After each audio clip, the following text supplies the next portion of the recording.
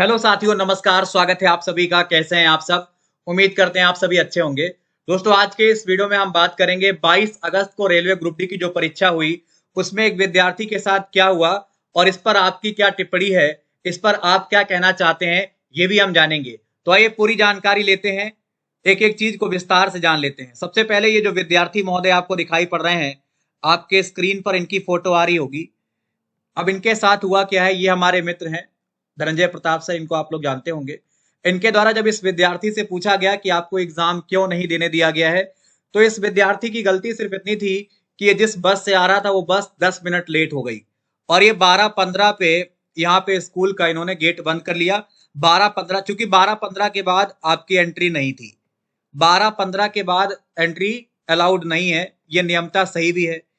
और आपका जो एग्जाम है वो 12:45 से स्टार्ट होना है। कब स्टार्ट होता है? 12:45 से स्टार्ट होता है।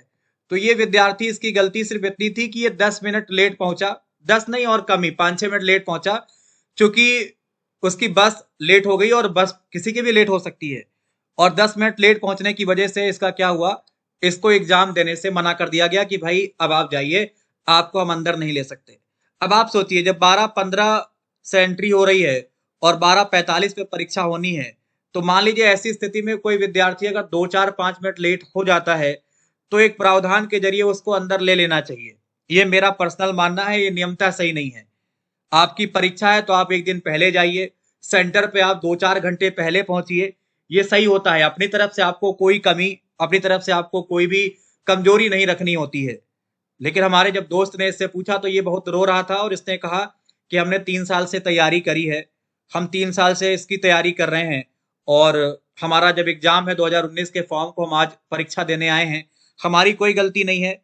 और बस जब लगातार लेट हो गई तो मुझे पहुंचने में थोड़ा समय लग गया, 5-6 मिनट हम लेट हो गए और अब ये हमको अंदर जाने नहीं दे रहे हैं। तो ये पूरी घटना इन्होंने हमारे मित्र को सुनाई और हमारे मित्र के कहने पर भी, चूंकि नियमता ये गलत है, वो अपना काम कर रहे हैं, हमें अपना काम करना चाहिए। हमें अपने टाइम से पहले सेंटर पे पहुंचना चाहिए, जिससे हमारी परीक्षा ना छूटे।